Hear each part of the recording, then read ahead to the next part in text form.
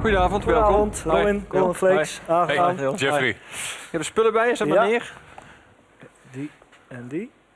Zo. Even zo neerzetten. Nou, welkom. Je ziet er allebei Ja. buitengewoon gesoigneerd uit. Dank u wel. Succes. Ja, dank u wel. Heeft u ooit wel eens een houten stropdas gezien? Waarschijnlijk niet. Er zijn er nog veel meer kledingartikelen waar u nog nooit eerder van heeft gehoord. Golden Flakes biedt op dit moment exclusieve kledingaccessoires aan in haar webshop. Na dit succes zijn we toe aan een uitbreiding van ons concept. Het idee is om met behulp van studenten van de modeacademie een platform te creëren. Op dit platform creëren wij een pagina vanuit onze site waarbij we de ontwerpers hun ontwerpen kunnen showen en kunnen verkopen. Om dit platform marketingtechnisch goed op te zetten, willen we een eigen kledinglijn lanceren voor dit platform. De kledinglijn bestaat uit zowel een streetwear kant als een stijlvolle kant. Dit is namelijk wie wij zijn, wat onze passie is en waar Golden Flakes voor staat. Wij willen de jonge ontwerpers een kans geven. We willen onszelf een kans geven, net zoals we ooit deze houten stropdas een kans hebben gegeven. Dankjewel. Ik moet zeggen, toen ik jullie plan las over een houten stropdas, dacht ik, dat ziet er echt niet uit. Nee. Dat neem ik terug. Gelukkig. Ik las ook over, is hem dat? De houten vlinderdas? Dit is de houten vlinderdadsversie inderdaad. Ja, je moet ook echt het product zien eigenlijk, om te weten wat het is. En je moet het ook eigenlijk ruiken, want het is hout, dus je ruikt ook echt het product. Oké, dat neem ik gewoon van je aan, Ja. blind. Ik ben mij tot de jury. Wie is nou jullie ultieme eindgebruiker? Zit daar een bepaalde leeftijdscategorie of zit daar een bepaalde inkomenscategorie of zit daar... Je bent nooit te oud voor hout. Nooit oud voor oud, dat is regel 1. Regel 2 is eigenlijk dat onze doelgroep op dit moment is vooral mensen die tussen de 18 en tussen de 26 zijn. En dus of aan het studeren zijn, die leven van een bijbaantje. Of inderdaad de mensen die net afgestudeerd zijn en de markt betreden. Eigenlijk de young professionals. Ja, en de stropdas heeft dezelfde prijs als een normale stropdas. Dus dat is niet schrikbarend duur. Hebben jullie ze zelf ontworpen, al die producten? Of haal je ze vanaf, importeer je ze of je haalt ze van ontwerpers? Eigenlijk wat ik vooral doe is inderdaad, we zoeken gewoon de merken eigenlijk over heel de wereld heen. Deze houten stropdas komen toevallig uit San Francisco.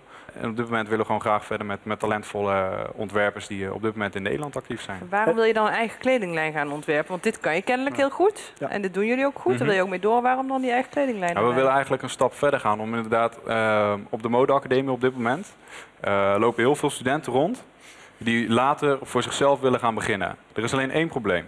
Zij krijgen geen ondernemerslessen op die school en wij willen ze daar graag bij helpen. En wij geloven erin dat als wij iets succesvol commercieel willen brengen, zullen wij zelf eerst ook moeten experimenteren met bijvoorbeeld fabrikanten uit China. Zodat wij kunnen aanbevelen van oké, je wil deze prachtige jurk maken, deze zijden jurk.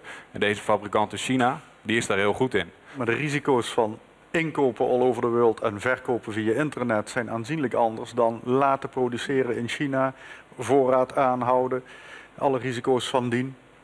Hebben jullie daarover nagedacht? Ja, op dit moment hebben we ook gewoon de risico's van de voorraad die we nu hebben. Ik bedoel, er liggen ook 100 houten stropdassen bij ons achter. Dat betekent inderdaad dat wij in het concept moeten geloven wat de jonge ontwerpers willen neerzetten.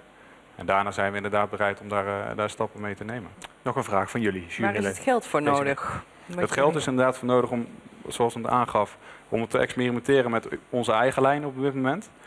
Daarvoor zullen we naar China moeten voor een handelsmissie. Dan zullen we moeten praten met fabrikanten over wat voor deals we zullen kunnen maken. Hoe we het alles het beste kunnen aanpakken en het financieren daarvan. En vervolgens... Dus experimenteergeld is het dan? Eigenlijk wel. En reisgeld. En reisgeld. Helder. Dank jullie wel. Ja, goed. Dank je. Dank u. Goeiedag. Goeiedag. Goedenavond. En tevreden over de pitch? We zijn zeker tevreden. Ik denk dat wij hebben laten zien wat we waard zijn. Dat wij gewoon onze kracht hebben getoond, onze passie voor wat we nu doen. Ja, zag de jury dat ook zo?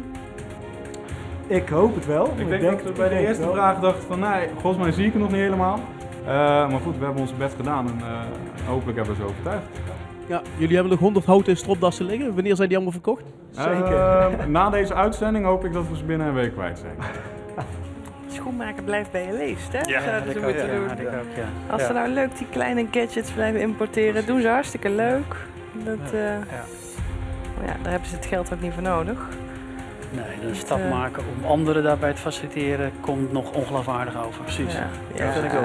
dat is, Dan zit je ook een soort consultancy-tak eigenlijk. Ja, maar er zit een Met geweldige risico. naïviteit Met in. risico. ja, het is nogal naïef, ja. Ik vond het wel een mooie stropdas voor je. Dat wel. Dat wel. Hij heeft Voor jou ook, toch? er nog 100 liggen ook nog, dus dat is ook al geen excuus. Hij heeft Ik zie honderd hem liggen. morgen niet omdoen, eerlijk gezegd. Maar ik geloof wel dat het wel een leuke gadget is, weet je. Als je er zomaar veel hebt, dan kan je best wel wat verdienen, denk ik.